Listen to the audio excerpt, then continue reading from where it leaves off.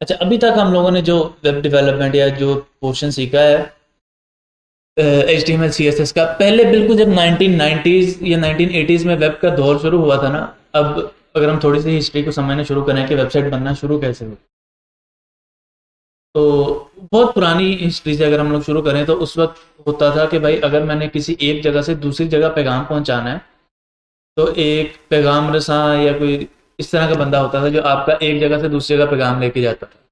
कि for example भाई मैं एक बादशाह हूँ और मैंने दूसरे इलाके के बादशाह को पैगाम भिजवाना है, तो मैं अपने किसी सिपाही को या किसी पैगाम रसां को बुलाऊंगा, उसको बताऊंगा कि भाई ये बात है, तुम जाके उस बादशाह को बताओ। वो अपने घोड़े पे बैठता था या जो भी उस वक्त सवारी थी, घोड़ा या ऊँट, और उस बादशाह के पास ट्रैवल करके जाता था और उसको वो बात बताता था। फिर वहां से जो जवाब आता था, इस तरह से कम्युनिकेशन होती थी दूर दराज पे लोग। अच्छा, अब यहाँ पर जब बात हो रही थी तो जो पैगाम में था वो इंसान था, वो बात भूल जाता था या बात कुछ इस तरह से करता था कि बात का मफहूम बदल जाना, या वैसे अगर किसी ने पैगाम नसा को खरीद लिया तो वो बात ही दरमियान से बदल दे या बात आदि खा जाए। तो ये सारी पॉसिबिलिटीज थी और ये सारा कुछ हो रहा। तो फिर आस्ते आस्ते तरक्की हुई, तो उन्होंने वो कपड़े के ऊपर लिख के और नीचे अपनी मोहर लगानी शुरू कर दी। तो अक्सर अगर हम लोग कोई एंशियंट मूवी देखें ना, तो वो एक गोल से बॉक्स में या गोल से सिलेंडर में से वो कपड़ा निकालते हैं और वो इस तरह फिर सामने वो पढ़ रहे होते थे कि ये पैगाम आया, और इसी तरह फिर वहां से जवाब आते।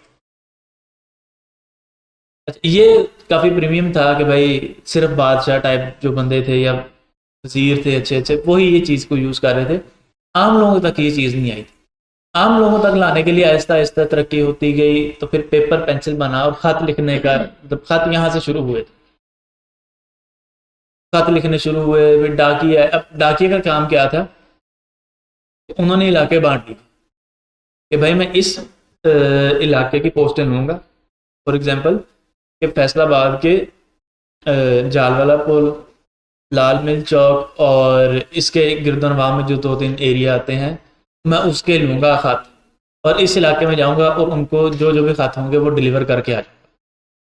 इसी तरह डाकियों ने अपने अपने अपने सारों के एरिया बांट दिए और वो जाते थे पोस्ट ऑफिस से, वो ख़त कलेक्ट करते थे और इस जाके दे आते थे। अब उन्हें ये जो खत लिख रहे हैं, फॉर एग्जांपल मेरी कोई कंपनी है या कोई ऐसा इदारा है जो मुझे बहुत सारे लोगों को बताना है, तो मुझे बहुत सारे लोगों को खत लिखना पड़ता था। जैसे फॉर एग्जांपल मैं कहता हूँ कि मेरी कंपनी है और मैंने उसके ऊपर जॉब एप्लीकेशन ओपन कर दी, भाई जॉब्स ओपन है, आप लोग अप्लाई कर। तो अब वो बताने का तरीका क्या था कि एक तो है कि भाई मैं सारों को खत लिखने शुरू कर दूँ। उस वक्त फोटो कॉपी मशीन तो थी नहीं, तो हमें हैंड रिटन ही खत करने पड़ते थे। और दूसरा तरीका ये था कि भाई हम वो एक बंदा लें और वो सारे इलाके में ऐलान करता फिरे, जिसे मुनादी करना भी बोलते हैं शायद, कि भाई ये काम हो रहा है। अच्छा, खैर इसी तरह चीज़ें आगे चलती रही, न्यूज़पेपर आ गए। अब न्यूज़पेपर और खाते में डिफरेंस क्या था, न्यूज़पेपर में हम पब्लिक इन्फॉर्मेशन दे रहे हैं और खाते में हमारी प्राइवेट इन्फॉर्मेशन, ये प्राइवेट डिस्कशन। कि भाई मैं अगर किसी एक बंदे से बात कर रहा हूँ और वो प्राइवेट बात है, हम नहीं चाहते सारी दुनिया को पता चले, वो खाते में आ रही थी। और अगर हम चाह रहे हैं कि सारे को पता लगे, तो वो न्यूज़पेपर में आ रही थी। न्यूज़पेपर किस कंसेप्ट पे बना कि एक ही इलाके की खबरें, जिस जगह डाकिया जा रहा है उस जगह वो एक पेपर दे दो जहां पर उस इलाके की सारी खबरें। जैसे मिसाल के तौर पे कल अगर इस एरिया में 9 से 10 या 9 से 12 या 9 से 1 लाइट बंद रहनी है, तो वो डाकिए को आपने खत दे दिया जो इस इलाके में है। अब न्यूज़पेपर का काम क्या था कि वो बहुत सारी खबरों को आपस में एक जगह इकट्ठा करके ला रहा है। बहुत सारी चीज़ों को इकट्ठा करने से क्या फ़ायदा हुआ, एक तो ये कि कॉस्ट कम हो। कॉस्ट कम कैसे हुई कि मैंने, अगर मैं फेस्को में हूँ तो मैंने इलेक्ट्रिसिटी की देनी है, तो गवर्नमेंट उसकी खबर के पैसे देगा डाकिए को भी, भाई उसकी कुछ ना कुछ पेमेंट देता था कि भाई आपने ये वाली हमारी खबर फैलानी है। फिर हम कहते हैं कि भाई मेरी कंपनी है जिसने जॉब पोर्टल ओपन किया है, तो वो उसकी खबर देना चाह रहा है, तो कुछ पैसे हम देंगे। और अगर कोई बंदा अपने इदारे की मशहूरी करना चाह रहा है, मार्केटिंग करना चाह रहा है, तो कुछ पैसे वो देगा। तो 3 बंदों पे पैसे डिवाइड हो गए। पहले एक ही बंदे पर आ रहे थे, अब 3 बंदों पे पैसे डिवाइड होने लग गए। इस तरह से मुख्तलिफ खबरें आते आते आते आते बहुत खबरें आई और आने लग गई, और उसके बाद ये सिस्टम बन गया न्यूज़पेपर का कि एक ही इलाके से रेलिवेंट जितनी भी खबरें हैं वहां पर एक बंदा जाएगा और सबको वो खबरें दे देगा रिटर्न फॉर्म।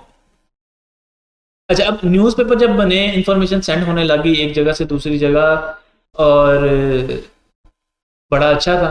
लेकिन प्रॉब्लम क्या आ रही थी कि लोग फोकस नहीं कर पा रहे थे, या लोगों से चीज़ें स्किप हो रही। क्यों? क्योंकि एक ही पेपर है, उसी पेपर के टॉप के ऊपर पॉलिटिक्स की खबर है कि जी इस्लामाबाद पूरा बांध है, जो भी, और उसी जगह पे थोड़ा सा नीचे है कि भाई पाक फौज में या किसी भी एक सरकारी अदारे में जॉब ओपनिंग है। फिर नीचे आ गया कि जी अलाइड हॉस्पिटल में नया नया एक डिपार्टमेंट आया है, फॉर एग्जांपल सिटी स्कैन या कोई ओपीडी आ गया। और फिर नीचे आ रहा है कि जी अच्छा एचबीएल अकाउंट ने एक नया बैंक अकाउंट मुतारिफ करवा दिया। अब ये चीज़ें थी तो सही, लेकिन वो सादा टेक्स्ट में लिखी हुई आ रही थी, और हम अपनी मतलब की जो खबर थी वो नहीं निकाल पाते। अब वो वहां तक जाते जाते फिर लोगों को ख्याल आया कि क्यों ना हम एक ऐसा नेटवर्क बनाएं कि मैं अपनी मर्जी से इंफॉर्मेशन वहां पे पब्लिश करूं, उसमें तस्वीरें हों, विजुअल्स हों, कलर्स हों, ताकि जो मेरी खबर पढ़ने वाले, जिन तक मैंने अपनी खबर पहुंचाना चाह रहा हूँ, उनको थोड़ा अपीलिंग फील हो, उन्हें लगे कि भाई हाँ इस बंदे ने हमारे लिए मेहनत की है, अब हमें भी इसको कुछ फीडबैक देना चाहिए। तो वहां से वेबसाइट की शुरुआत हुई कि हम एक वेबसाइट बनाते हैं, तो इस तरह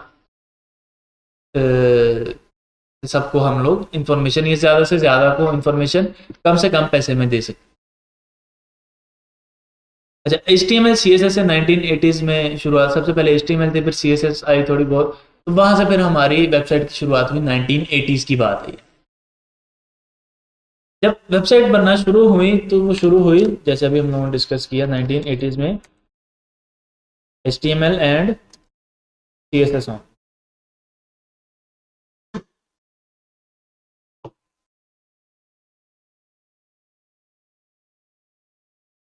H T M L C S S की बाद वेबसाइट बनना शुरू हो गई और चीज़ें चलने लग गई। लोगों ने वेबसाइट्स को अडॉप्ट करना शुरू कर दिए, चीज़ें होने लग गई। तो जैसे अब डिफरेंट ब्राउज़र्स हैं, गूगल क्रोम है, मोजिला फायरफॉक्स है, ओपेरा मिनी है, ओपेरा का गेमिंग भी आता है, ब्रेव है, और भी बहुत सारे ब्राउज़र्स मौजूद हैं। इसी तरह उस वक्त एक ब्राउज़र था, उस वक्त दो ही मेन ब्राउज़र थे, नेटस्केप और इंटरनेट एक्सप्लोरर।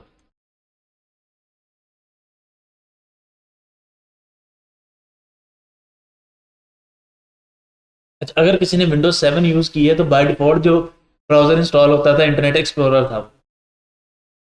तो अगर किसी ने विंडोज 7 यूज़ की हुई है तो उसको आइडिया होगा कि इंटरनेट एक्सप्लोरर कौन सा है। नेटस्केप एक बहुत पुराना ब्राउज़र है, अब तो ये मतलब बंद हो गया बहुत देर पहले, 2010 से पहले ये तकरीबन ख़त्म हो गया। अब भी कहीं कहीं यूज़ होता है, लेकिन बहुत पुराना ब्राउज़र। अब ये दो ब्राउज़र थे जहाँ पे जाके यूज़र वेबसाइट चला सकते थे। नेटस्केप के सीईओ ने सोचा कि क्यों ना हम एक ऐसा फीचर या कोई एक ऐसी चीज़ बनाएं कि यूज़र आके वेबसाइट के साथ इंटरेक्ट कर सके। इंटरेक्ट करने का मतलब है कि जब यूज़र किसी बटन के ऊपर क्लिक करे तो कोई टेक्स्ट चेंज हो जाए, पिक्चर का साइज़ बड़ा हो जाए, टेक्स्ट का साइज़ बदल जाए, बैकग्राउंड का साइज कलर बदल जाए, बैकग्राउंड के शेड्स बदल जाएं, डार्क हो जाए, लाइट हो जाए। तो इस तरह का काम हो कि जब यूज़र आके कुछ करे ना तो उसे पता चले कि हाँ मैंने कुछ किया। कि यूज़र आगे क्लिक करता है या यूज़र कुछ कर रहा है तो उसको पता हो कि हाँ मैंने किया, उसको फीडबैक जाए और यूज़र इंटरेक्ट कर सके। बटन दबाए तो टेक्स्ट का साइज चेंज होता है या टेक्स्ट का कलर चेंज होता है, उसको नज़र है। वो बटन दबाए तो वो कोई चीज़ उसको बड़ी होती नज़र है। तो प्रॉब्लम स्टेटमेंट क्या थी कि एक ऐसा टूल बनाया जाए a tool should be created that can help users to interact with web। ये थी प्रॉब्लम स्टेटमेंट कि भाई हम एक ऐसा टूल बनाना चाह रहे हैं, या जैसे अभी हम लोगों ने ऊपर डिस्कस किया ना कि एक आइडिया था, वहां से हम लोग चलते हैं एसआरएस बनाते हैं चीजें। तो ये वो प्रॉब्लम स्टेटमेंट थी कि जिसके बाद उन्होंने सोचा कि ऐसा क्या बनाया जाए टूल कि जिससे हम ये सारा काम अचीव कर सकें। तो उन्होंने एक प्रोग्रामिंग लैंग्वेज बनाने का फैसला किया, और नेटस्केप के अंदर एक डेवलपर थे ब्रेंडन आइक, BREND, और इन्होंने जावास्क्रिप्ट बनाने का टास्क दिया गया, और इन्होंने जावास्क्रिप्ट बना दी थी 10 डेज। पूरी प्रोग्रामिंग लैंग्वेज इन्होंने 10 दिन में बना दी। अच्छा, अब 1990s में ये तकरीबन प्रोग्रामिंग लैंग्वेज आई, तो उस वक्त ब्रेंडन आइक ने इस प्रोग्रामिंग लैंग्वेज को नाम दिया था मोका।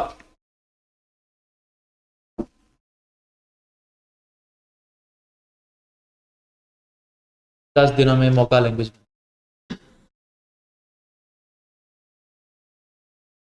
But at that point of time जो जावा प्रोग्रामिंग लैंग्वेज है वो बहुत ज़्यादा फेमस हो रही, तो सिर्फ एक मार्केटिंग को कैप्चर करने के लिए ये काम किया गया कि मौका का नाम बदल के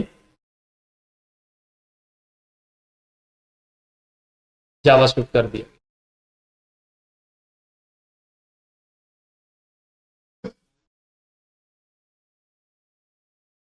लाइव किया था, उसका लाइव भी किया था, लाइव के बाद नहीं, वो बाद में लाइव स्क्रिप्ट। अच्छा, पहले इन्होंने लाइव स्क्रिप्ट किया और लाइव स्क्रिप्ट से फिर जावास्क्रिप्ट।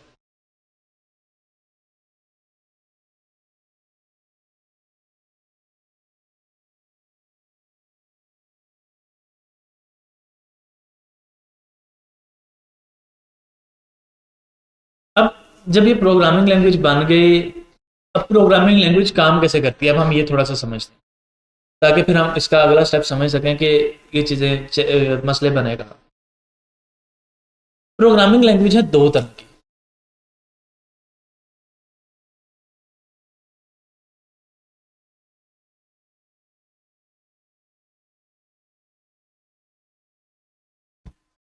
या थोड़ा सा और पीछे जाते हैं, जब बिल्कुल शुरू शुरू में फर्स्ट जनरेशन कंप्यूटर आए ना, ये जो हम यूज़ कर रहे हैं फोर्थ जनरेशन है, और जो AI बेस्ड आ रहे हैं वो फिफ्थ जनरेशन।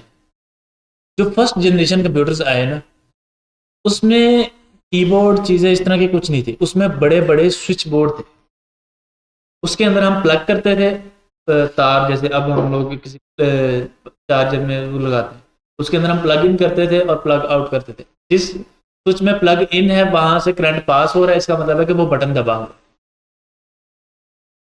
तो कंप्यूटर जब बना तो उसको था कि या करंट पास होगा या नहीं होगा, दो ही उसके पास सिचुएशन थी। अगर करंट पास हो रहा है तो 1, अगर नहीं हो रहा है तो 0। और इसे हम लोग कंप्यूटर की ज़बान में बोलते हैं, मतलब वैसे बाइनरी लैंग्वेज बोलते हैं। कंप्यूटर को 1-0 ही समझ आता है कि करंट पास हो रहा है या नहीं हो रहा। इसी 1-0 की बेस के ऊपर उसने काउंटिंग बना के चीज़ें करना शुरू कर। अब सबसे पहले उसने काउंटिंग बनाई 0, 1। अब चूंकि 2 नहीं है तो वो हो गया 1-0, फिर 1-1, फिर इसी तरह डिफरेंट चले, ये होगा 110 4, और 5 है 111। अब ये कोड बनते कैसे हैं, वो कोड बनाने को भी हम लोग देख लेंगे थोड़ी देर में, देख लेते हैं थोड़ी देर में। लेकिन कंप्यूटर को फिलहाल बाय डिफॉल्ट अभी भी फोर्थ जनरेशन ऑफ कंप्यूटर में भी बाइनरी लैंग्वेज ही समझ आ रही है। कंप्यूटर इसे ही समझ रहा है। कंप्यूटर आज भी जो हम प्रोग्रामिंग लैंग्वेज लिखते हैं वो उनको नहीं समझता। अच्छा, जहां तक तो क्वेश्चन था ना नंबर्स का, वो तो हमें पता लग गया नंबर। अब नंबर निकालना कैसे है वो हम देख लेते हैं। तो फॉर एग्जांपल मुझे 5 का निकालना है, तो हम उसका एलसीएम लेंगे।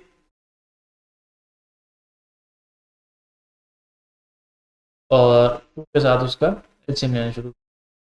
तो इसका बेसिक है कि जी 2 2 जार 4 और 1 रिमाइंडर।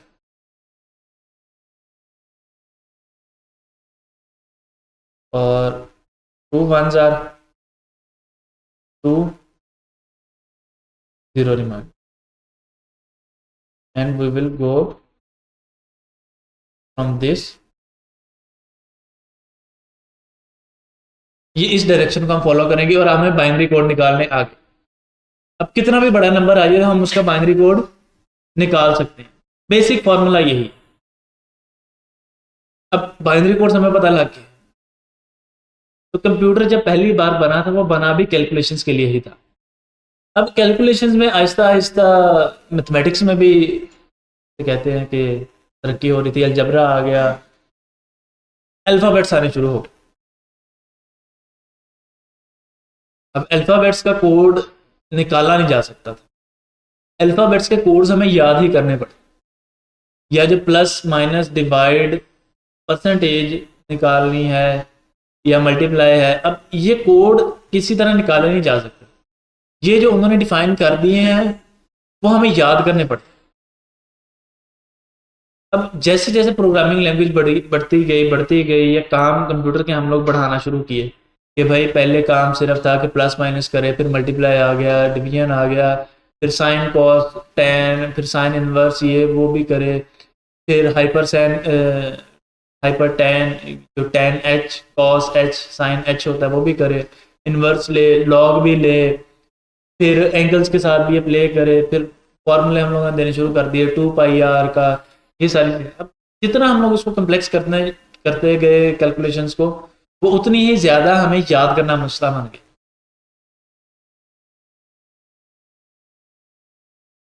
अब याद करना नियर टू इम्पॉसिबल हो गया। तो शायद दुनिया में कुछ जो जीनियस ही बंदे थे वही याद करते। नंबर याद करना बड़ा मुश्किल काम है। तो भी मैंने भी एक गलती की कि मैंने 5 का आपको बताया 111 आएगा, लेकिन वो 101 आया। तो नंबर याद करना बड़ा टफ है। अब इसका क्या निकाला जाए? मेरे ख्याल मैंने 4 का भी गलत लिखा है, वो बनेगा 100। तो चेक कर लीजिए। अच्छा, नंबर याद करना बड़ा मुश्किल था क्योंकि अभी तो ये नंबर छोटे हैं तो हमें याद हो रहे हैं, लेकिन जैसे जैसे ये नंबर बढ़ते जाते हैं तो ये बहुत मुश्किल हो जाते हैं। 12 12 16 16 डिजिट के भी ये नंबर आ जाते हैं। तो 16 डिजिट का नंबर याद करना बड़ा मुश्किल है। जैसे आजकल हमें फ़ोन नंबर कितने की याद है? मैक्सिमम 5 या 10। तो ख़ास ख़ास फैमिली मेम्बर्स या दोस्तों के हैं वही याद।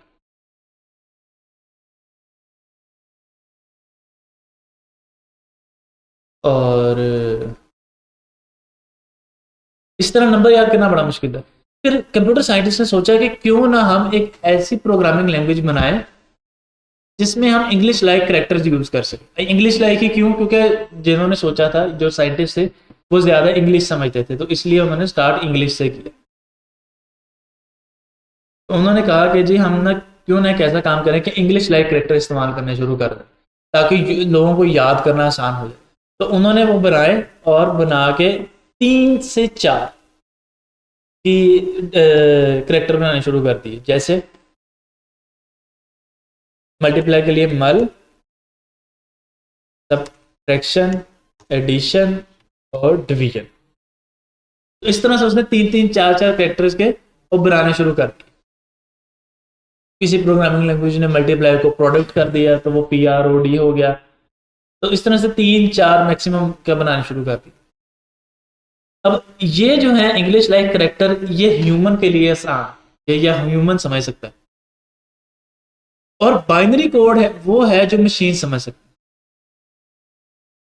अब हम उसको इंग्लिश दे रहे हैं तो वो मशीन बाय डिफॉल्ट इंग्लिश नहीं समझ सकती क्योंकि उसको बाइनरी ही समझ आती है। जैसे मेरे सामने कोई बंदा आके चाइनीज बोलनी शुरू कर दे तो मैं कहूँगा भाई तू बोलता है, मतलब कुछ भी वो कह ले तो मुझे समझ नहीं आएगा, वो चाहे मेरी तारीफ कर दे, बेइज्जती कर दे, जो मर्जी कर दे। अगर वो हंस के मेरी बेइज्जती कर रहा है तो मैं कहूँगा वाह बंदा बड़ा अच्छा है। तो अनटिल अनलेस हमारे दरमियान में कोई एक ट्रांसलेटर नहीं बैठा कि अब जो मुझे उसकी बात ट्रांसलेट करके बताए कि भाई वो ये क्या है। इसीलिए जैसे अब हमारे प्राइम मिनिस्टर जाते हैं, ये chief of the army staff जाते हैं, या जितने भी बड़े लोग जाते हैं किसी फॉरेन टूर पे, तो एक ट्रांसलेटर उन दोनों के दरमियान में बैठा होता है जो आपको वो ट्रांसलेशन करके देते हैं कि भाई ये रशियन में ये बोल रहे हैं तो ये है, या चाइनीज़ में, ये जापानीज़ में ये बात कर रहे हैं तो उसका ये आंसर है, या कोरियन लैंग्वेज में ये बात कर रहे हैं तो उसका ये बनता है। तो इसी तरह हमें कंप्यूटर को भी एक ट्रांसलेटर देना पड़ा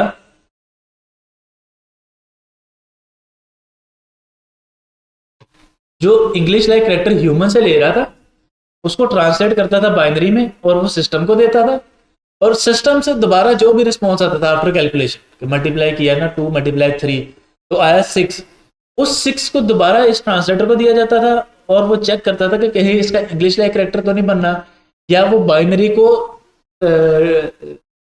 डेसिमल में चेंज करता था। डेसिमल वो है जो हम समझते हैं, काउंटिंग जो हम लोग काउंटिंग करते हैं ना, तो डेसिमल बोलते हैं।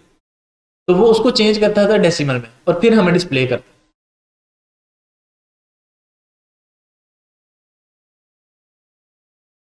अच्छा, जब तक ये वाला काम था ना कैलकुलेशन से रिलेटेड, तब तक तो ये 3 3 4 4 वाला जो उन्होंने उसका निकाला था या काम किया था वो चल गया। जब काम और बढ़ा ना और डीप डाइव हुआ और चीजें हम लोगों ने ऐड करनी शुरू कर दी, भी वीडियो गेम्स बना लेते हैं, या इस तरह के हम लोग सॉफ्टवेयर बना लेते हैं, वो और कम्प्लेक्स हो गया। वो मैथमेटिक्स की फील्ड से बाहर जा रहा है, उसमें ग्राफिक्स ऐड हो रहे हैं, उसमें करेक्टर्स ऐड हो रहे हैं। करेक्टर्स कैसे ऐड हो रहे हैं भाई, मैं गेम है, मेरे गेम का कोई करेक्टर का नेम है, वहां पे वो शो कर रहा है कि कौन सा लेवल है, सारी चीजें शो ऑन डिस्कस हो रही हैं। तो जब वो ये अब ये याद करना भी बड़ा मुश्किल हो गया, बल्कि मतलब लाइक बड़े बड़े रजिस्टर बनने शुरू हो गए, या बड़ी बड़ी बुक्स प्रिंट होना शुरू हो गई, क्योंकि उस वक्त गूगल नहीं था कि जैसे अब हम करते हैं ना, गूगल कर लिया, या बल्कि अब तो जीपीटी करते हैं, जीपीटी किया उसने फौरन जवाब दे दिया। तो उस वक्त उन्होंने बड़े बड़े बुक्स या बड़े बड़े रजिस्टर प्रिंट करने शुरू कर दिए कि भाई ये पढ़े हैं किताबें, ये जिस बंदे को कहीं मसला आ रहा है वो यहाँ से रीड करेगा। तो अब वो प्रोग्रामिंग करते करते, या जैसे अभी हम लोग टेलमेंट कर रहे हैं, तो करते करते कोई बंदा कहीं अटक गया तो वो फिर पढ़ रहा है टेलमेंट को। अब वो डिक्शनरी की तरह होते थे, जैसे डिक्शनरी अगर हम लोग देखें तो किसी ने प्रिंटेड फॉर्मेट में डिक्शनरी देखी तो ए से रिलेटेड, बी से रिलेटेड, सी से रिलेटेड, तो एक सॉर्टेड फॉर्मेट में, तो जितने भी सॉर्टेड फॉर्मेट में कीवर्ड्स बनते थे वो सारे के सारे उन्होंने लिखने शुरू कर दिए।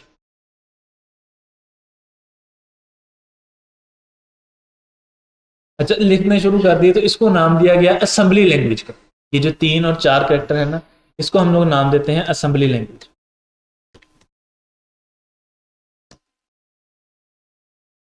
और ये जो है 0 1, इसे बोलते हैं बाइनरी लैंग्वेज, या मशीन लैंग्वेज भी इसी को बोलते हैं, क्योंकि मशीन इसे समझ रही है।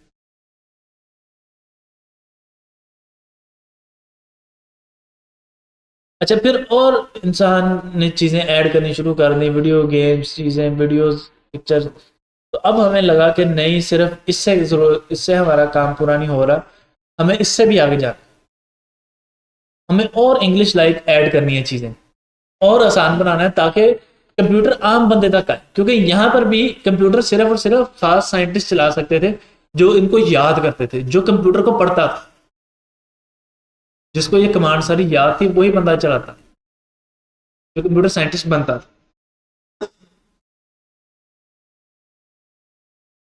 अच्छा, इसके बाद फिर उन्होंने क्या किया कि आगे और प्रोग्रामिंग लैंग्वेज बनानी शुरू की, जो ह्यूमन के ज़्यादा करीब हों, जिसमें ज़्यादा इंग्लिश लाइक करेक्टर हों, जो ज़्यादा आसान हो, जिसे हम लोग हाई लेवल लैंग्वेज बोलते हैं।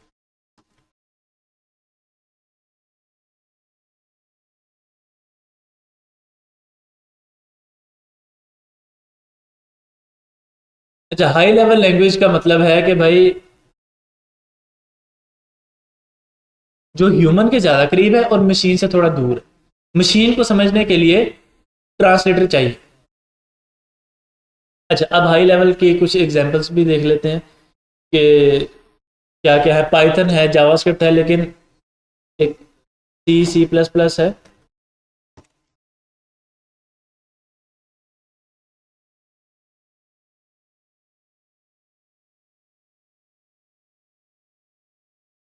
तो ये एक एग्जांपल है, ये कोई प्रोग्रामिंग लैंग्वेज नहीं है, एक टॉय टूल है ये चीज़ समझने के लिए कि what do we mean bye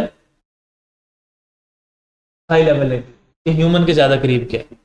तो उन्होंने प्रोग्रामिंग लैंग्वेज बनाई है भाई लैंग के नाम से।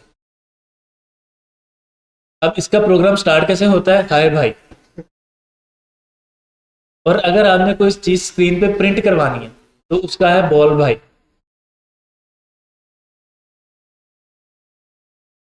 और कोई वेरिएबल डिक्लेयर करना है तो भाई ये है। अब वेरिएबल क्या है, चीज़ें क्या है, ये हम लोग डिस्कस करेंगे। तो उन्होंने उसको बिल्कुल ये कर दिया कि भाई ये है।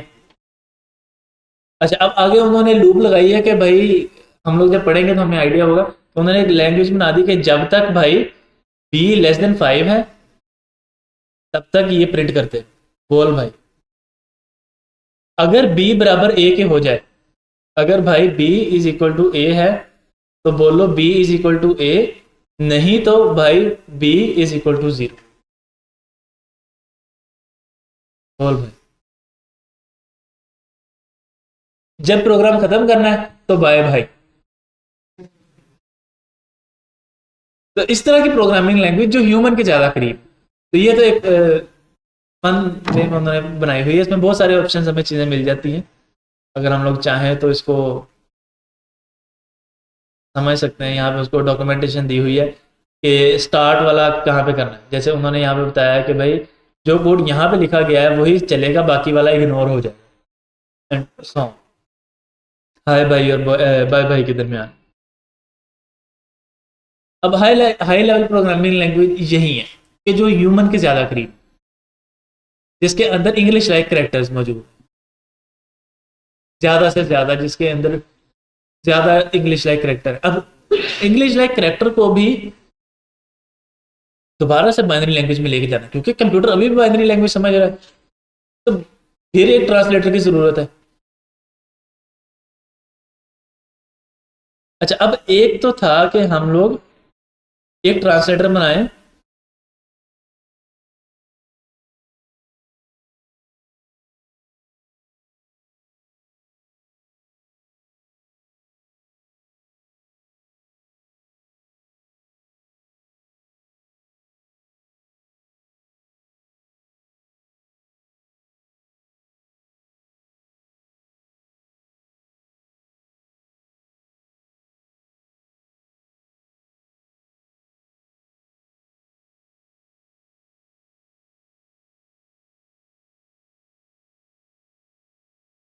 अच्छा एक तो तरीका था कि भाई मैं एक हाई लेवल लैंग्वेज का ट्रांसलेटर बनाऊं जो डायरेक्ट ट्रांसलेट कर दे बाइनरी लैंग्वेज, और मुझे पता चल जाए कि भाई बाइनरी लैंग्वेज को ये। लेकिन मसला ये था कि जो ट्रांसलेटर है ना, वो भी यहाँ पे एक सॉफ्टवेयर है। ट्रांसलेटर इट सेल्फ एक सॉफ्टवेयर, उसके अंदर भी कोड ही लिखा गया है कि भाई इसका मतलब ये है, इसका मतलब ये है, इसका मतलब ये है, इसका मतलब ये है। जब यूजर ये लिख दे तो इसको इसके साथ मैच करो, और ये कर दो, ये लिखे तो ये कर दो, ये लिखे तो ये कर। अब चूंकि अगर मुझे लिखना है हाई लेवल से डायरेक्ट बाइनरी का, तो मुझे एक ट्रांसलेटर बनाना पड़ेगा इतना कम्प्लेक्स, ही उसके अंदर इतनी लॉजिक्स लिखनी पड़ेंगी कि वो हाई से सीधा बाइनरी में जाए। और जो दूसरा तरीका है वो ये है कि जी मैं असेंबली लैंग्वेज का बना दूं, क्योंकि असेंबली से बाइनरी का तो पहले ही बना हुआ है। तो ऑब्वियसली बात है, जब सॉफ्टवेयर बनाना है तो टाइम भी लगेगा, कॉस्ट भी लगेगा। तो टाइम और कॉस्ट को बचाने के लिए डेवलपर्स ने क्या किया कि जितने भी अब ट्रांसलेटर मौजूद हैं वो ऐसे ही हाई लेवल से असेंबली, असेंबली से बाइनरी, बाइनरी से असेंबली, असेंबली से हाई, ये वाला पाथ चूज नहीं किया गया, ताकि टाइम बचाया जा सके और कॉस्ट बचाई जा सके। क्योंकि programming language are free to use, अगर हम उनको यूज़ कर रहे हैं तो वो फ्री है। तो अगर मैंने आपको कुछ चीज़ फ्री में यूज़ करने के लिए देनी है तो मैं खुद से पैसा बहुत ज़्यादा नहीं लगाऊंगा। इवन तो हाई लेवल से असम्बली लैंग्वेज का भी ट्रांसलेटर बनाने में बहुत पैसा लगा, बहुत टाइम लगा। लेकिन अगर मैं किसी को कोई पैसा दे रहा हूँ तो एक सर्टेन लिमिट तक दूंगा, सारा नहीं दूंगा। अच्छा, यहाँ तक करने के बाद आगे हम लोग देखते हैं। अच्छा, अब इनके नाम है, हर ट्रांसलेटर के ना कुछ नाम है। अभी के लिए मैं सारे नहीं डिस्क्लोज कर रहा क्योंकि अभी हमें आइडिया नहीं है। तो असम्बलर जो असम्बली से बाइनरी में लेके जाए, और हाई लेवल से असम्बली में कंपाइलर या इंटरप्रेटर। असम्बलर क्या है? असम्बलर एक ट्रांसलेटर है जो असम्बली लैंग्वेज से बाइनरी है, बाइनरी से असम्बली में है। कंपाइलर या इंटरप्रेटर क्या है? असम्बली से हाई लेवल, हाई लेवल से असम्बली। अब कंपाइलर या इंटरप्रेटर में आपस में क्या डिफरेंस है वो डिटेल में डिस्कस करेंगे, अभी हमें उसकी इतनी समझ नहीं आई। अच्छा, अब हमें यह पता लग गया कि भाई ठीक है कि कुछ ऐसी चीजें होती हैं। अब जो ट्रांसलेटर है ना, अब सारी गेम टिकी हुई है उसके ऊपर।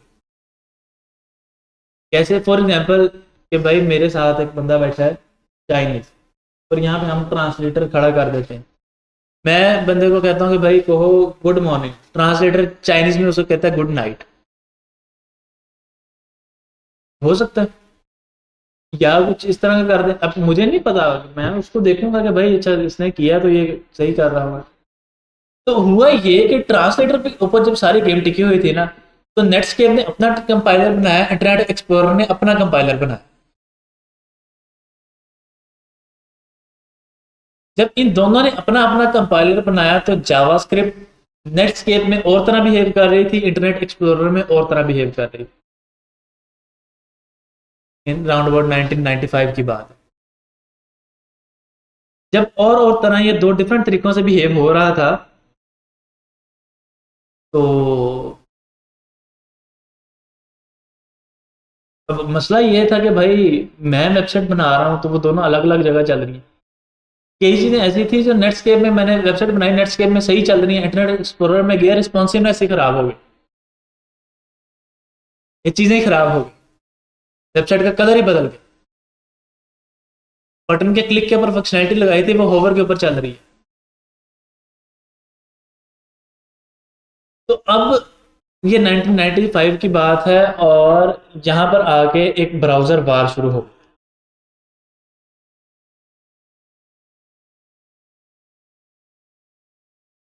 इंटरनेट एक्सप्लोरर और नेटस्केप के दरमियान कि भाई वेबसाइट किसके लिहाज से ज़्यादा सही होगी। और इवन दो उस वक्त जब डेवलपर को हायर किया जाता था, इंटरव्यू किया जाता था, उससे या जॉब की कोई पोस्ट आती थी तो बाकायदा उस जॉब पोस्ट में मेंशन होता था कि we want a web developer which can optimise website for Internet Explorer या नेटस्केप। तो एक मिनट और, हेलो। तो ब्राउजर वार स्टार्ट हो गई कि भाई मैं वो बंदा हूँ जो इंटरनेट एक्सप्लोरर के लिए वेबसाइट बनाऊंगा, मैं वो बंदा हूँ जो नेटस्केप के लिए वेबसाइट बनाऊंगा। पर अब मसला ये बना कि यूजर जब यूज कर रहा था तो उसको नेटस्केप पे कुछ और नजर आ रहा था, इंटरनेट एक्सप्लोरर पे कुछ और नजर आ रहा था। तो करते कराते है ना, जावास्क्रिप्ट गया एक्मा के पास।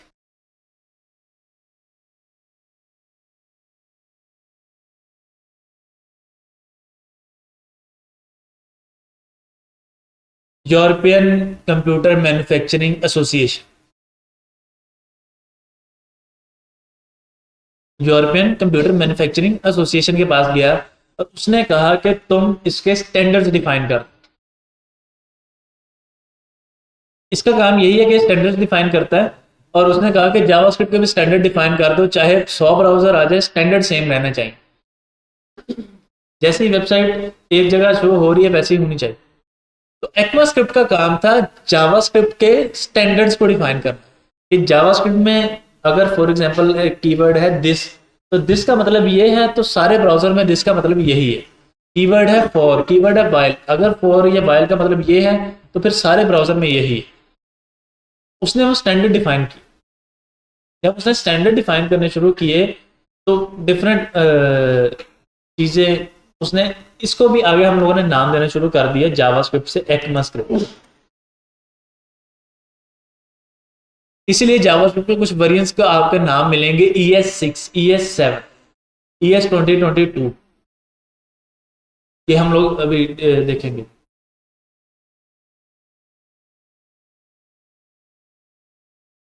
अब हमारे पास जावास्क्रिप्ट के स्टैंडर्ड डिफाइन होने लग गए और वेबसाइट्स बननी शुरू हो गई।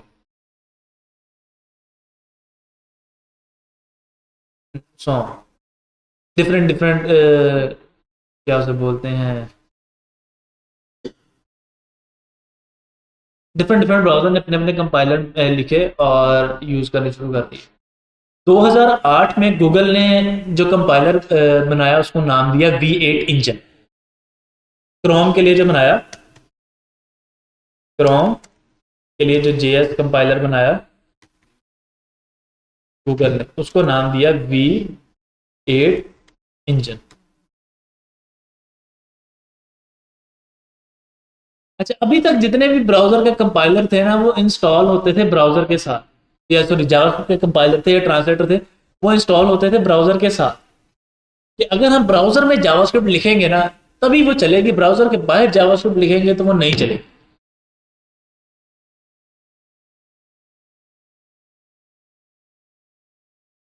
तो V8 इंजन को गूगल ने ओपन सोर्स कर दिया। उस V8 इंजन का कोड लेके एक सॉफ्टवेयर इंजीनियर था, रहन दहल, या अभी मुझे स्पेलिंग याद नहीं है, शायद REHN या कुछ अजीब सा नाम है इस तरह की है, रहन डेल करके, जिसने इसे लेकर ओपन सोर्स को Node.js बना, जो हम लोग यूज करते हैं। तो Node.js एक कंपाइलर है या एक एनवायरनमेंट है जो हमें अलाउ करता है कि हम ब्राउजर के बाहर भी जावास्क्रिप्ट को यूज कर सकें। ब्राउजर के बाहर का मतलब CMD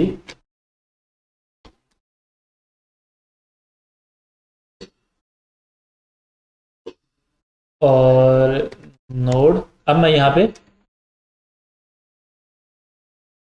जावास्क्रिप्ट लिख सकता हूँ, जैसे for example console.log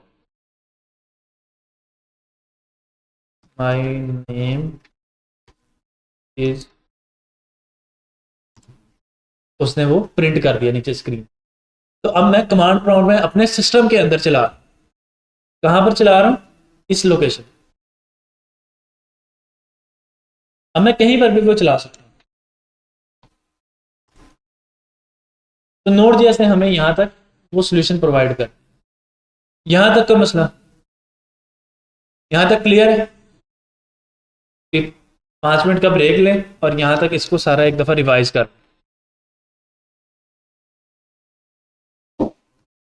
mathematical function जैसे मल्टीप्लाई हो गया, डिवीजन हो गया, सब्ट्रैक्शन हो गया, तो वो काम करने के लिए उन्होंने 3 से 4 कैरेक्टर या मैक्सिमम 5, किसी प्रोग्रामिंग लैंग्वेज में 5 भी जैसे यहाँ पे हमने दिए हैं, तो किसी में 5 या मैक्सिमम 3-4 ही थे जो वो यूज करते थे इंग्लिश लाइक कैरेक्टर, ताकि प्रोग्रामिंग को आसान बनाया जा सके।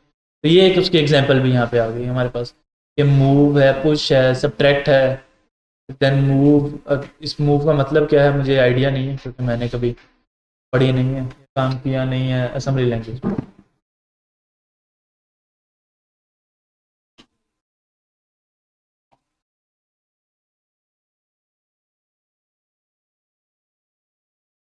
क्लियर?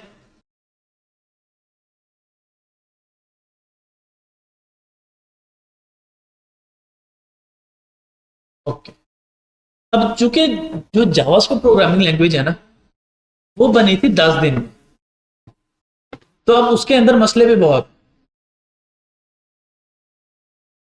ऑब्वियसली बात है, अगर कोई बहुत बड़ा टूल है जो आपने बहुत जल्दी जल्दी क्विकली खत्म करना था तो आप बस बना दोगे तो उसमें मसले तो होंगे। अब वो सर मसले दूर क्यों नहीं कर दिए गए? क्योंकि उससे बहुत ज़्यादा सॉफ्टवेयर ऑलरेडी बन चुके हैं, मिलियंस ऑफ डॉलर्स के सॉफ्टवेयर बन चुके हैं। वो मिलियन ऑफ सॉफ्टवेयर बन चुके हैं, तो सर जब हम वो मसले ठीक करते हैं ना, फॉर एग्जांपल अब इसमें एक मसला है कि अगर हम लोग चेक करें कि टाइप ऑफ अनडिफाइंड, मैं यहाँ पे अगर आप लोगों को दिखाऊं C M D node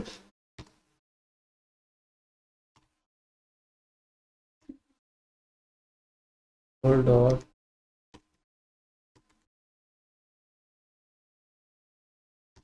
clear और type of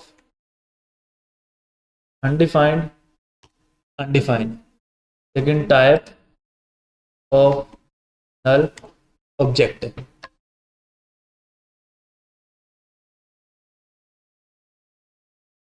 console dot log 1+1 sole dot log 1+,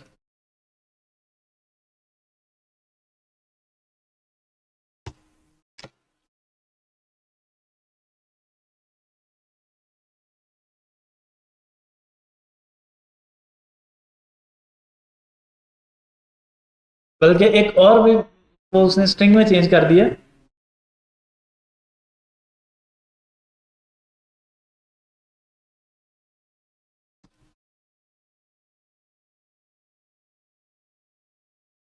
plus और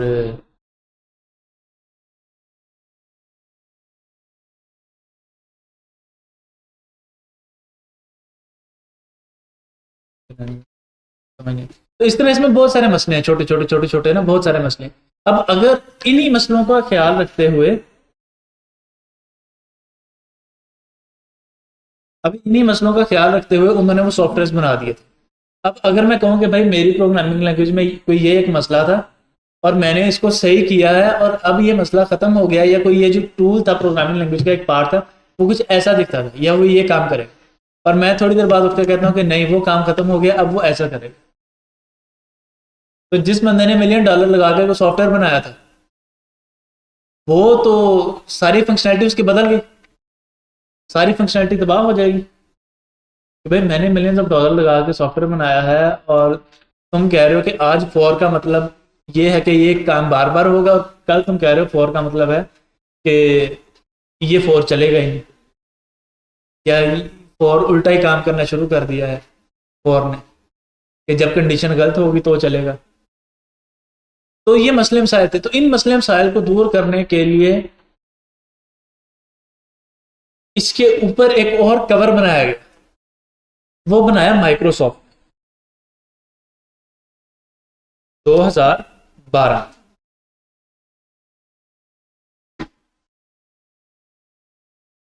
जिसे हम टाइपस्क्रिप्ट बोलते हैं। अच्छा, 2012 में उन्होंने बनाया था अपने इंटरनल यूज के लिए, कि वो जो अपनी एप्लीकेशंस बना रहे थे उसको ज़्यादा बेहतर तरीके से, ज़्यादा एफिशिएंट बनाते वक्त, या ज़्यादा एफिशिएंट बनाने के लिए, टाइप सेफ बनाने के लिए, टाइप सेफ क्या है जब हम लोग कोडिंग करना शुरू करेंगे तो हमें आइडिया होगा, वो काम कर सके। 2015 में मेरा ख्याल इसको ओपन सोर्स कर दिया। ओपन सोर्स का मतलब है कि अब इसको कोई भी यूज़ कर सकता है। तो हम जो पढ़ रहे होंगे वो पढ़ रहे होंगे टाइपस्क्रिप्ट, जो जावास्क्रिप्ट के ऊपर एक रैपर चढ़ाया हुआ है जावास्क्रिप्ट को आसान और मोर यूजेबल बनाने के लिए।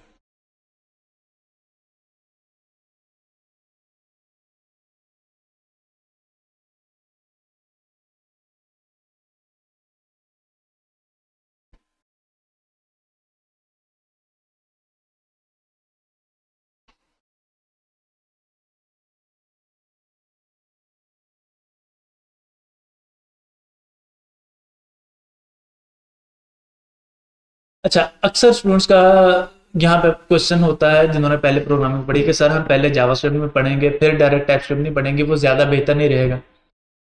तो हम लोग टाइपस्क्रिप्ट भी ऐसे ही पढ़ेंगे कि हम लोग पहले जावास्क्रिप्ट कवर कर लेंगे फिर टाइपस्क्रिप्ट कवर कर लेंगे, लेकिन आपको ये चीज़ हम ये नहीं बताएंगे कि ये जावास्क्रिप्ट है या ये टाइपस्क्रिप्ट है, हम शुरू से ही टाइपस्क्रिप्ट लेके चलेंगे। क्यों? क्योंकि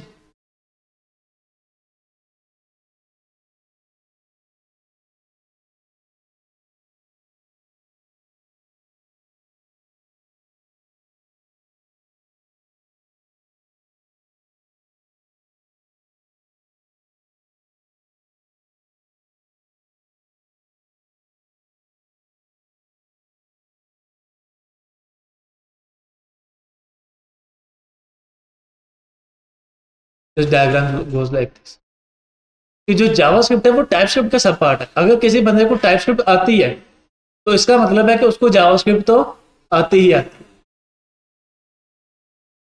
अब जावास्क्रिप्ट की जितनी भी चीजें हैं वो सारी की सारी चल जाएंगी टाइपस्क्रिप्ट के कोड में, लेकिन टाइपस्क्रिप्ट का कोड जावास्क्रिप्ट में नहीं चलेगा।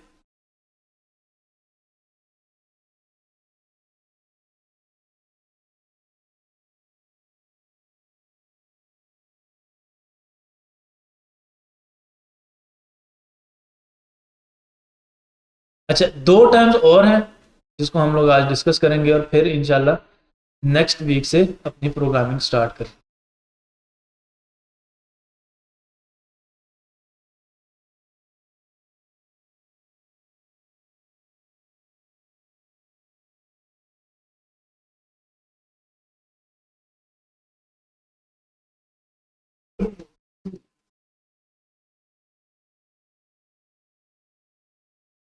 डायनामिक प्रोग्रामिंग लैंग्वेज और स्टैटिक प्रोग्रामिंग लैंग्वेज।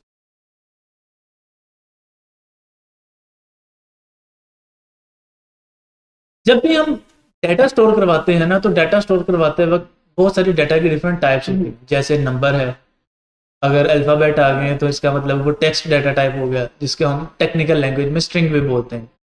फिर उसके बाद अगर सिर्फ ट्रू फॉल्स है तो वो एक डाटा टाइप होती है बुलियन, जिसे हम बोलते हैं। इन्हें हम डीप डिटेल में डिस्कस करेंगे, लेकिन अभी के लिए अब इतना तो हमें पता चल गया कि डाटा की डिफरेंट डिफरेंट टाइप्स हैं। नंबर है, टेक्स्ट है, ट्रू फॉल्स वाला है, फिर इमेज है, वीडियो है, ऑडियो है, एनिमेटेड गिफ है। तो ये मुख्तलिफ मुख्तलिफ डाटा टाइप्स हैं डाटा की।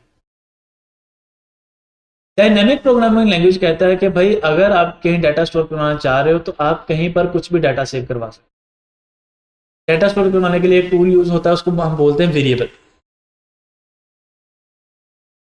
वो कहता है कि अगर आपने वेरिएबल बना लिया है तो आप उस वेरिएबल के अंदर पहले नंबर सेव करवा दो, फिर चाहे अल्फ़ाबेट सेव करवा दो, नंबर, स्ट्रिंग जिसे हम बोलते हैं टेक्स्ट को, और फिर बुलियन करवा दो बेशक, फिर इमेज करवा दो, और फिर बेशक नंबर पे ले आओ। तो हम कुछ भी कर सकते हैं। तो अगर हम लोग कोई वेबसाइट बना रहे हैं जहाँ पे हम लोग उसे कहते हैं भाई सी एन आई सी ऐड करो, और वो अपने सी एन आई सी की जगह अपना नाम लिख देता है। सी एन आई सी नंबर होता है, नाम जो है वो टेक्स्ट होता है। तो ये मसले में शायद वैलिडेशन में हम लोग चीज़ों को कंट्रोल नहीं कर पा रहे थे। और जब वेबसाइट बनाते थे या कोई एप्लीकेशन बनाते थे तो बाज़ बार डेवलपर की गलती की वजह से डाटा चेंज हो जाता था और एरर आ जाता था, और हम लोग देखते रहते थे कि एरर कहाँ पे। वो एरर इस तरह नहीं होता था कि वो आपको स्क्रीन पे शो हो जाए, आपको वो एरर आउटपुट में शो हो रहा था। जैसे मैंने आप लोगों को यहाँ पर एक एग्जांपल करके दिखाई कि उसने आउटपुट तो शो कर दी, ऊपर भी आउटपुट शो कर दी 1+1 2, नीचे भी आउटपुट शो कर दी 1+1 11।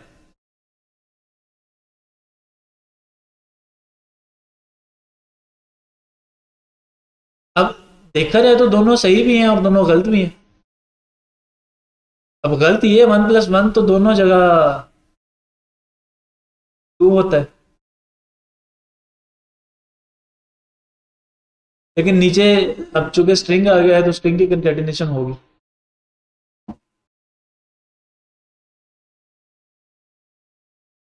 तो अब इन चीज़ों से बचने के लिए जो टाइप स्क्रिप्ट है उसने टाइप्स इंट्रोड्यूस करवा दी है कि आप वेरिएबल की टाइप डिफाइन कर दोगे और उसमें उसी टाइप का ही डाटा आप स्टोर करवा सकते हो।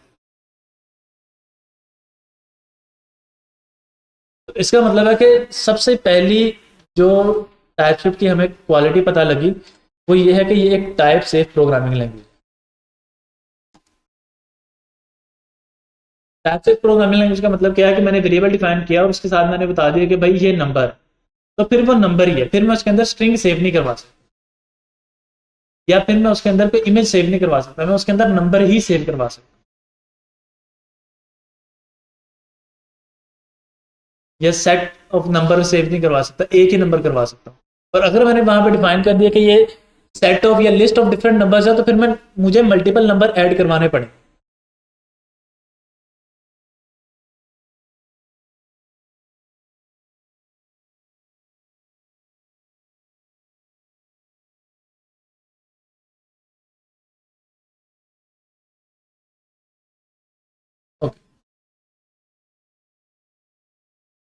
Moving forward, typeset programming language है और जावास्क्रिप्ट का सुपरसेट है। जी जी। यार ये लाइट ऑफ होंगी वहां से और मुझे उस स्विच को कंट्रोल करना नहीं आता। टाइम मेरा कल 5-10 मिनट ही है, अब हमारा तकरीबन सारा टॉपिक कवर हो गया।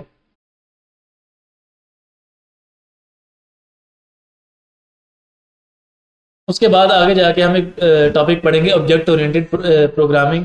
वो उसकी जावास्क्रिप्ट में इतनी सपोर्ट मौजूद नहीं, टाइपस्क्रिप्ट में ज़्यादा मौजूद है।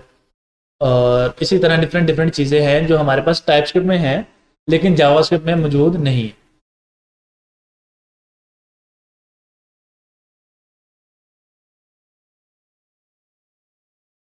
अच्छा जी। उसके बाद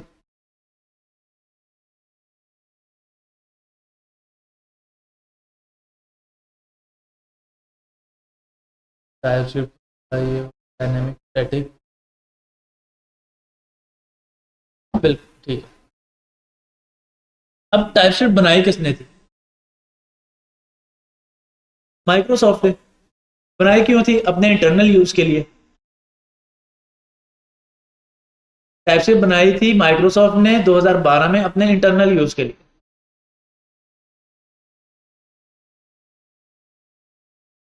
और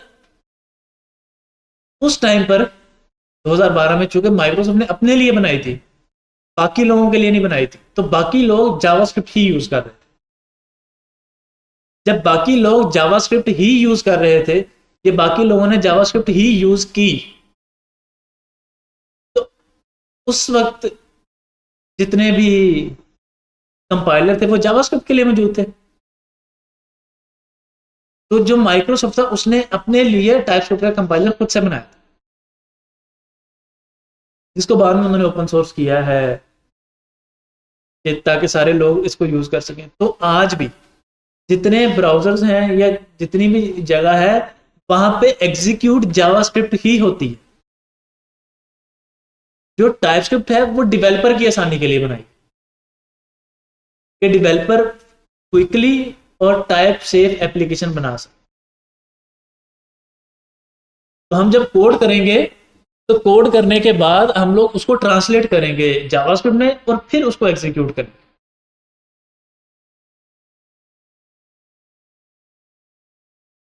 पहले हम लोग बनाएंगे टाइपस्क्रिप्ट का कोड, फिर उसको ट्रांसलेट करेंगे जावास्क्रिप्ट में, फिर हम उसको एग्जीक्यूट करके देखें। जैसे हम लोगों ने टेलमेट में किया, एक input dot C S S की फाइल थी और नीचे हमने एक कमांड चला दी थी, जिस कमांड के साथ हम लोग टेलमेट से सी एस एस बनाते जा रहे थे and we are good to go. वो उस सी एस एस को यूज कर रही थी हमारी वेबसाइट। तो मैं आप लोगों को कोड दिखा सकूं।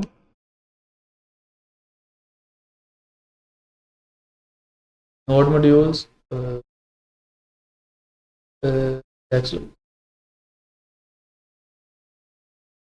सी एस एस। अच्छा, टेलमेट की जो जितनी भी चीज़ें हैं वो तो हमने कॉल की हैं input dot C S S में, लेकिन एच टी एम एल में मैं आगे क्या इंक्लूड कर रहा हूँ? Output dot C S S. तो इसी तरह जब हम लोग काम कर रहे होंगे, कोडिंग कर रहे होंगे, तो यूज हमारी जावास्क्रिप्ट ही होगी, क्योंकि हमारी एप्लीकेशन चलनी है गूगल क्रोम पे, हमारी एप्लीकेशन चलनी है ब्रेव ब्राउजर पे या मोजिला फायरफॉक्स पे या ओपेरा। उन्होंने अभी तक टाइपस्क्रिप्ट के कंपाइलर इंस्टॉल या अपने ब्राउजर के अंदर इंटीग्रेट नहीं किए, वहां पर स्टिल जावास्क्रिप्ट के कंपाइलर्स ही चल रहे हैं।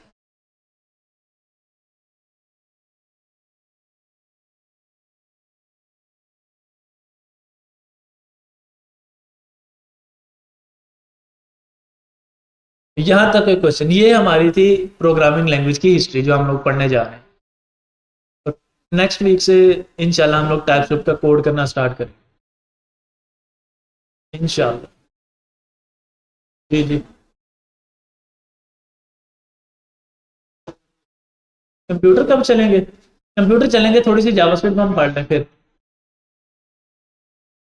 फिर आपको यहाँ पे बिठाएंगे और काम करवाएंगे इंशाल्लाह आपसे।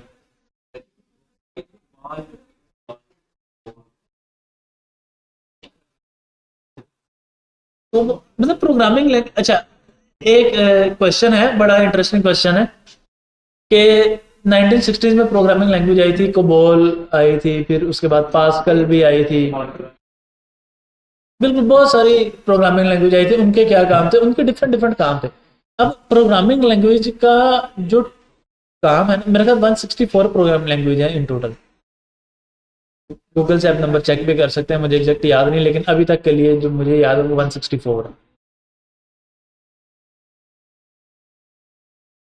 तो जो प्रोग्रामिंग लैंग्वेज है ना, वो बहुत सारी चीज़ों पे डिपेंड करती है।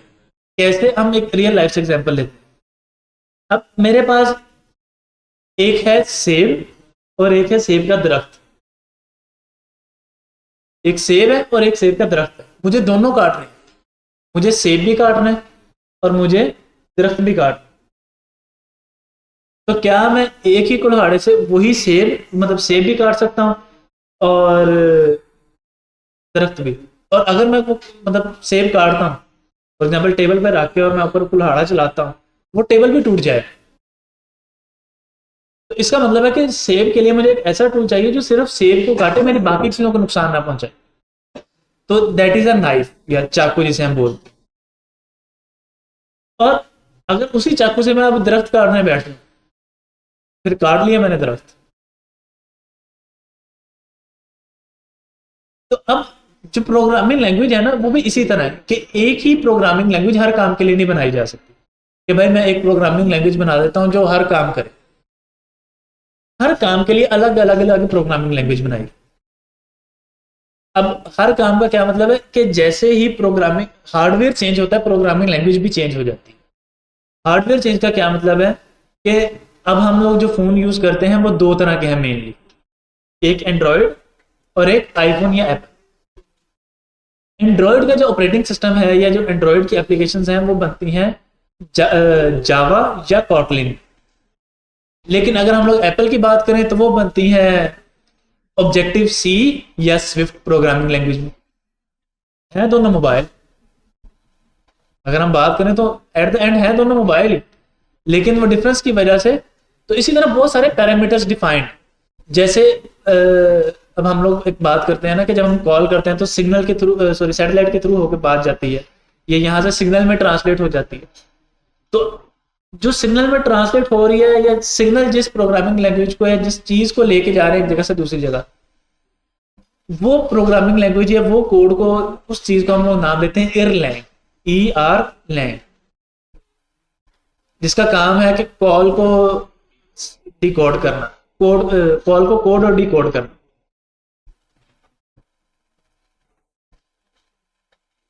तो इसी तरह डिफरेंट डिफरेंट चीजें हैं।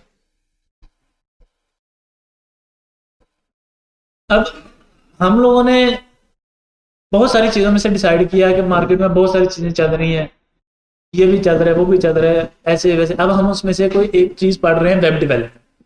अब वेब डेवलपमेंट में आगे हम लोगों ने देखा कि भाई अभी तक के लिए जो वेब डेवलपमेंट है वो 99% जो प्रोग्रामिंग लैंग्वेज यूज कर रही है फ्रंट एंड पे वो है जावास्क्रिप्ट। अच्छा, अब जावास्क्रिप्ट और टाइपस्क्रिप्ट थी, तो हम लोगों ने टाइपस्क्रिप्ट को चूज किया, क्यों, वो हम लोगों ने डिस्कस करना है कि हम लोगों ने अपनी आसानी के लिए किया है। एट द एंड जो एग्जीक्यूट होगी वो जावास्क्रिप्ट ही होगी।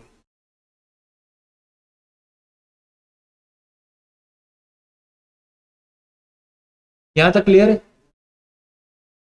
एक मिनट दे, या और कोई क्वेश्चन है तो मुझे बता दें।